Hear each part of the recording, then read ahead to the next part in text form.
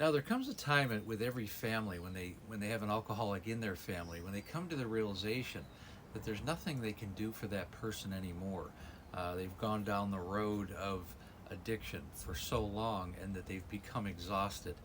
The alcoholic has been to three, four, five, six, seven rehabilitation facilities. They've been to detox. They've even gone to AA meetings. Maybe they've even tried, or they've looked like they've tried, and none of that has made any difference. They come home from their group therapy meeting and they're drunk after being there for weeks, after going to rehab. And you just kind of wonder what that's doing not only to them, but what's that doing to you as a family member. And it's important, and this video is really made for the family member in mind, is that ultimately you have to take care of your own mental health in dealing with a loved one. It's really paramount, because you can go down with the ship, and the frustration and the animosity can consume you. So let's delve a little bit deeper into this. And I can remember this one time in my life when I came to the conclusion that I really needed to take care of my own mental health, was when my wife had been incarcerated for up to, I think she was in jail for 65 days. I believe it was her third DUI, and she hadn't taken care of the tickets prior to that. She had no driver's license. She had a revoked license. She had no registration. She had no insurance. She was uninsurable. And when she came home, the day she came home from jail, and I had to pick her up and bring her home, she immediately took the car keys of her car, stole them essentially, because I had hidden them from her, and disappeared for 2 days. We didn't know where she was.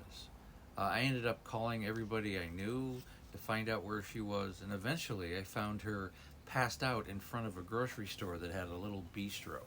And she had 2 bottles of wine on the table that were empty, and she had one in a big bag that was her normal carrying bag, and it was full of wine. She had consumed 2 bottles of wine and was passed out in front of a store, and it took me 2 days to find her. And the scene from there was just atrocious. And ultimately, I tell this kind of story because I know a lot of families, are in this position and they can relate to this type of situation, and they really need to take care of their own mental health. I mean, ultimately, my wife passed away from alcoholism, and you get to the point where you can no longer save the person from themselves, and you kind of need to save yourself. And you realize you're not abandoning them, but emotionally, you have to abandon them in your mind, and you have to take care of yourself and have be really have an awareness of how it's affecting you and affecting other members of your family. If there's kids involved, or people who are innocents involved, it's very important to really create a border from that point and just allow the person to do what they need to do, the alcoholic, because some people just aren't going to be saved no matter what you do. And again, this is a situation you don't relate to and doesn't have anything to do with you, well, then keep scrolling on, because I know a lot of people out there will listen to something like this, and people have a tendency to blame the family members like they're the cause of the alcoholic's life, or in fact, it's certainly in my wife's case. She had had trauma when she was younger, and she was dealing with things before I ever met her. And unfortunately, my son and I became, the reciprocators of this horrible tragedy. And it was a tragedy for her as well. And you understand that as a family member. But there will come a time where you do have to save your life, and that's really what this video is all about. You have to save yourself, and you have to save the innocent people that are in your life. And there's nothing positive that comes out of alcoholism. So I make these videos to create and help other people so that I can create something positive from these experiences.